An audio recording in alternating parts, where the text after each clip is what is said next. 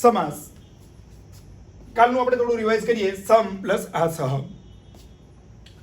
when you join two or more than two words, એક single word સમાસમાં ક્યારેય નહીં હોય. આ થોડું કાલનું રિવિઝન છે. સારી રીતે જેને જોઈન્ટ કરવામાં આવે, જોડવામાં આવે, એ સમાસ છે. 6 સમાસના મેં તમને કાલે નામ આપેલા: દ્વિગુ, દ્વંદ્વ, અવિભાવ, કર્મધારય, બહુવ્રીહી, તત્પુરુષ. અને ત્યારે એવી પણ વાત કરેલી કે આ બધા જ સમાસ સિક્વન્સમાં છે, ક્રમમાં છે. અને એ જ રીતે આપણે આગળ જોતા જવાના છે. આજે સમાસની શરૂઆત કરીએ. આઈએમપી છે. આઈએમપી કયા કયા સમાસ આવે, કેવી રીતે પૂછાઈ શકે, કેટલા એના ટાઈપ્સ છે, એની ચર્ચાઓ આજે આપણે કરવાના છીએ. એની અંદર સૌથી પહેલો સમાસ આપણે લઈએ તો એ છે દ્વિગુ સમાસ. સંસ્કૃતમાં means in Sanskrit language there is one definition, એની એક વ્યાખ્યા છે. અને એ વ્યાખ્યા હું તમને તમારી સામે અહીંયા બોલું છું અને એને આપણે એક્સપ્લેન કરીએ. અને મેં કાલની વાતને હું દોહરાવું તો કોઈ પણ સમાસની અંદર પોતે જ સમાસની ડેફિનેશન આપેલી હોય છે. સંસ્કૃતમાં આ સમાસને એવું કહેવાય છે કે સંખ્યા પૂર્વો દ્વિગુઃ. હું દોહરાવીશ. આઈ રિપીટ. સંખ્યા પૂર્વો દ્વિગુઃ. દ્વિગુ સમાસ. સંખ્યા પૂર્વ મીન્સ 2 વર્ડ્સ હોય એ કમ્પલસરી છે કે 2 શબ્દ તો હોવા જ જોઈએ સમાસની અંદર, જે તમે આગળના વિડીયોમાં શીખી ગયા છો. 2 શબ્દ તો હોય જ, ફરજિયાત છે.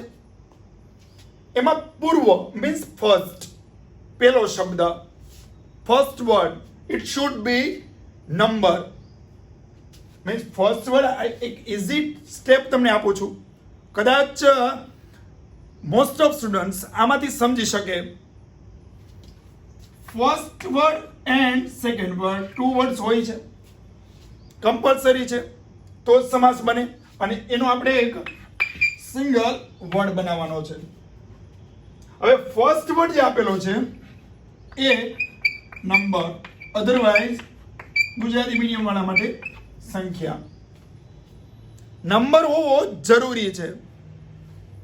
બહુ સહેલો સમાસ આપેલો છે. અને મેં કાલે તમને એવું પણ કીધેલું કે આ સમાસનું એક્ઝામ્પલ એક્સરસાઇઝની અંદર ક્યાંય છે નહીં. એટલે આપણે એવું પણ નથી માનવાનું કે ન પૂછાય, પણ તમારા જાણ ખાતર તમે આ સમાસ ભણીને તમે એક્સરસાઇઝમાં જુઓ અને તમે એ જ્યારે જુઓ ત્યારે તમને એક પેજ ફેરવતા જાઓ અને ત્યારે તમને ખબર પડે કે સરે આપણને એવું કીધું હતું કે દ્વિગુ સમાસ ભણ્યા, પણ એક્સરસાઇઝમાં તો છે ને. એટલા માટે મેં પહેલાં જ ક્લેરિફાય કરી દીધું છે કે તમારે કે આનું એક્ઝામ્પલ તમને જોવા નહીં મળે, પણ જ્યારે તમારી સામે શબ્દ મૂકવામાં આવશે ત્યારે તમે આરામથી સમજી જશો.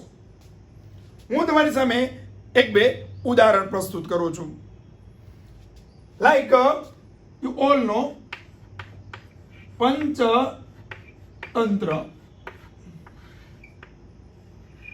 This is one book, name of one book, Panchatantra. That you all know about this. There is mainly 2 words like pancha and tantra. આ બંને શબ્દથી બનેલો એક સિંગલ વર્ડ છે, મીન્સ કમ્પાઉન્ડ તો છે જ. આના ઉપરથી સાબિત થઈ ગયું કે આ કમ્પાઉન્ડ તો છે જ, એટલે કે સમાસ તો છે જ. હવે પંચ મીન્સ 5. આપણે ખબર આ જે નંબર છે તમે 6, 7th ની અંદર ભણી ગયા છો, તમને ખબર છે 1 2 3 4 તમે જે બોલો છો ઇન સંસ્કૃત, એકમ દ્વે ત્રીણી ચત્વારી પંચ એટસેટ્રા. પંચ 5 નંબર. ઘણાને એવો ક્વેશ્ચન થાય તો સેકન્ડ વર્ડ આપણે કાંઈ જોવાનું નથી, આપણે ટૂંકી મેથડથી જઈએ છીએ. એટલે આપણે ખાલી એટલું જ યાદ રાખવાનું છે, આપણે સેકન્ડ વર્ડ સાથે કોઈ મતલબ જ નથી. આપણે ફર્સ્ટ વર્ડને જ ઇન્ડિકેટ કરવાનો છે પંચ 5. એટલે આપણને ખબર પડે કે આવો જો વર્ડ પૂછાય, like another example I am giving you Navratri. તમે વર્ડને આમ જુઓ ને ત્યાં જ તમે એને ગેસ કરી શકો, એને અનુમાન કરી શકો, એને સમજી શકો કે આ દ્વિગુ સમાસ હોવો જોઈએ. કારણ કે નવ રાત્રિ, 9 નાઇટ્સ, 9 એ નંબર આપેલો છે. નંબર હોય એટલે આપણી ડેફિનેશન જોવા જઈએ તો દ્વિગુ સમાસ છે. બીજી વાત મેં તમને એ કરી હતી કે દ્વિગુ સમાસ જે વર્ડ છે એની અંદર જ એની ડેફિનેશન આપેલી છે. લાઈક દ્વિગુ, દ્વિ શબ્દ, દ્વિનો મતલબ જ થાય ટુ, ઇન ગુજરાતી બે, ટુ અધરવાઇઝ બે નંબર છે. એટલે કે આના એક શબ્દ ઉપરથી જે પોતે જ એનું એક્ઝામ્પલ છે. દ્વિગુ સમાસનું એક્ઝામ્પલ એ પોતે જ વર્ડ છે. દ્વિગુ, દ્વિ, ટુ, સંખ્યા પૂર્વો દ્વિગુ, first word it should be number. તો આ રીતે એને દ્વિગુ સમાસને તમે ઓળખી શકો. આ એની એક ઉપર ચલ્લી એક ઓવરવ્યૂ મેં તમને આપેલો છે કે આ રીતે તમે સમાસને ઇઝીલી ઓળખી શકો બહુ સહેલાઈથી. તો આ ફર્સ્ટ સમાસ જે છે દ્વિગુ સમાસ. ફરીવાર આપણે પહેલેથી રિવાઇઝ કરીએ. સમાસ when we join two or more than two words, 6 types of compound જે 10th ની અંદર આવે છે. એમાં પહેલો જે છે દ્વિગુ સમાસ. ફર્સ્ટ વર્ડ નંબર હોવો જોઈએ, પહેલો વર્ડ છે, પહેલો જે શબ્દ છે એ સંખ્યાવાચક હોવો જોઈએ. દ્વિગુ એ પોતે જ એનું એક્ઝામ્પલ છે દ્વિ, ટુ. બીજા મેં તમને એક બે એક્ઝામ્પલ આપી દીધા. પંચતંત્રમ 5 તંત્રાસ જે બુકનું નામ છે. નવરાત્રિ 9 નાઇટ્સ 9. તો આ રીતે તમે દ્વિગુ સમાસને ઓળખી શકો. આજે તો આ વિડીયોની અંદર મને એમ હતું કે આપણે બે સમાસ ભણી લઈશું. મેં તમને શરૂઆતમાં પણ કીધું એક બે સમાસ ભણીએ. આના પછીનો જે સમાસ છે એ હું એવું માનું છું કે આના પછીના લેક્ચરની અંદર કે આના પછીના વિડીયોની અંદર હું મૂકીશ. આ જો તમને ગમે અને જો તમને સમજાય, લાઈક અને શેર કરતા રહેજો, સબસ્ક્રાઇબ કરતા રહેજો.